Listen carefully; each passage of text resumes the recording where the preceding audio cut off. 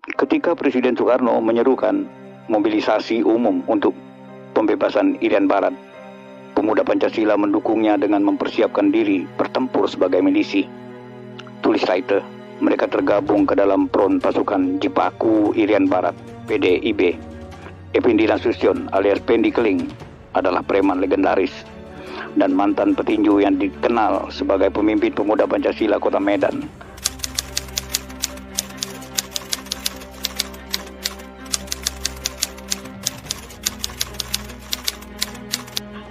Halo guys, selamat datang kembali di Sudut Dunia Story.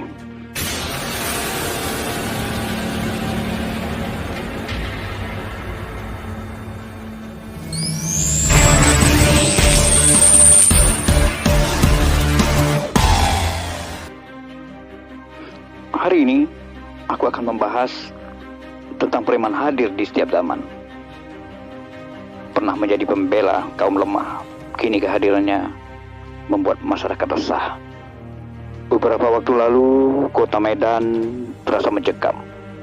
Di kota penghasil bika Ambon itu, dua organisasi pemuda tersohor terlibat bentrok. Pemuda Pancasila PP versus Ikatan Pemuda Karya IPK. Aksi anarkis berdarah pecah di Jalan Tamrin 31 Januari 2016 yang menjadi kawasan pertokoan orang-orang Tionghoa. Seorang ketua ranting IPK tewas dikeroyok dan ditombak anggota PP. Bentrokan meluas ke sejumlah kawasan dalam kota. Pasca tragedi itu, status kota Medan siaga 1. Di Medan, sudah menjadi rahasia publik jika dua organisasi ini merupakan perkumpulan para preman. Preman, kata itu begitu identik dengan kota Medan. Reputasi preman telah bermula sejak zaman kolonial Belanda di awal abad 20. Mereka adalah kuli non kontrak atau tenaga lepas yang dibayar harian.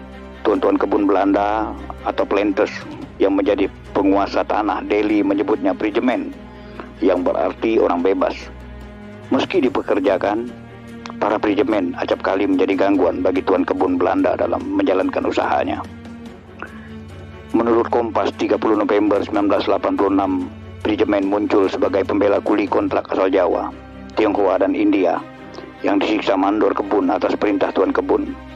Beraneka keresahan ditebarkan oleh prijemen, merusak tanaman kebun, minum-minum sampai mabuk, dan memancing keributan, hingga menantang berkelahi merupakan cara prijemen untuk taji terhadap penguasa kebun. Sebagai tanda balas jasa, para prijemen digratiskan untuk mengambil makanan dan minuman di warung. Dari konteks inilah prijemen berubah menjadi preman, yang menjadi akronim untuk pre, minum dan makan. Pre disingkat dari pre, yang asalnya dari prije, bebas minum dan makan, tulis Kompas. Di masa mempertahankan kemerdekaan, preman turut serta dalam perjuangan revolusi. Peristiwa Jalan Bali pada Oktober 1945 menjadi salah satu medan juang preman Medan melawan penjajah. Di masa ini, kelompok preman pejuang yang paling terkenal adalah Laskar Naga Terbang pimpinan Timur Pane. Anggota-anggota dari pasukan Naga Terbang ini kebanyakan dari anak-anak Medan yang mulanya berasal dari jagoan-jagoan kota Medan yang dibina oleh Matius Sihombing, tulis Forum Komunikasi Eksap Teritorium 7 Komando Sumatera dalam perjuangan rakyat semesta Sumatera Utara. Memasuki tahun 1950-an, eksistensi preman masih cukup diterima di tengah masyarakat. Wali Kota Medan, Haji Muda Siregar, menjabat dari 1954 sampai 1958, bahkan pernah memberikan penghargaan kepada preman. Saat itu preman Medan berperan mendamaikan perkelahian antar suku yang terjadi antara pemuda-pemuda Aceh dengan pemuda Batak. Preman juga membantu menindaklanjuti pengaduan masyarakat yang mengalami pencurian atau perampokan. Preman akan mencari pimpinan copet dan rampok setempat agar barang-barang yang dicuri lantas dikembalikan kepada pengadu. Pada masa pemerintahan Soekarno, preman terhimpun ke dalam organisasi pemuda bernama Pemuda Pancasila. Pemuda Pancasila didirikan sebagai organisasi sayap Partai Ikatan Pendukung Kemerdekaan Indonesia (IPKI) yang dibentuk Jenderal Abdul Haris Nasution pada 28 Oktober 1959.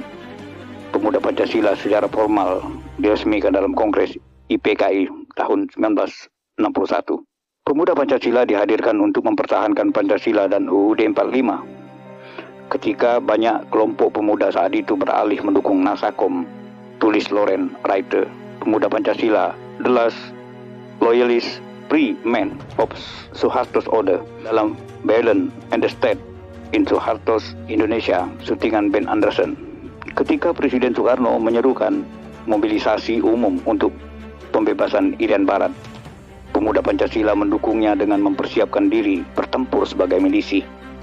Tulis Writer, mereka tergabung ke dalam front pasukan Jipaku Irian Barat, PDIB. Effendi Nasution alias Pendi Keling adalah preman legendaris dan mantan petinju yang dikenal sebagai pemimpin pemuda Pancasila Kota Medan. Menurut Pendi Keling, mencuri, merampok, dan tindak kejahatan lainnya haram bagi preman.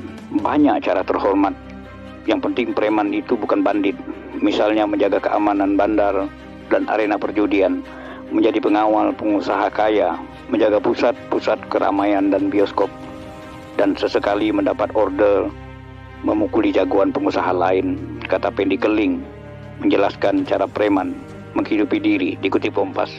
Pada nyatanya, Prahara 1965 menandai penyalahgunaan kekuasaan dan kekuatan yang dilakukan oleh preman. Di Sumatera Utara, oknum preman dalam pemuda Pancasila menjadi pelaku penjagalan kaum komunis. Mereka membersihkan orang-orang yang berafiliasi dengan PKI sampai ke akar-akarnya. Semua sayap PKI menjadi target mereka. Pemuda Rakyat, Barisan Tani Indonesia, PTI, dan Lembaga Masyarakat Tionghoa, Baperki, tulis Writer. Seiring waktu di Medan makin banyak preman yang tergabung dalam perkumpulan berbasis organisasi kelompok pemuda. Aktivitasnya pun kian rapat dengan dunia kriminal. Pertarungan dan bentrokan antara organisasi pemuda kerap kali terjadi, mulai dari masalah sepele hingga rebutan lahan keamanan, bisa memicu kerusuhan anarkis. Dari pertikaian antar preman yang banyak terjadi, tak pelak masyarakat sipil lah yang paling dibuat resah. Pada paruh kedua tahun 1980, premanisme menjadi satu dari 53 jenis kejahatan yang setiap 24 jam harus dilaporkan Polda Sumatera Utara ke Mabes Polri.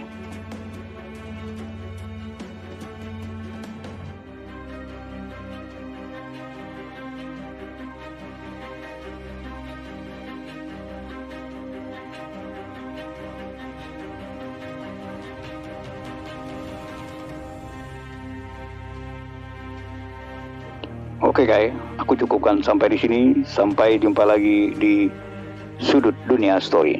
Bye-bye.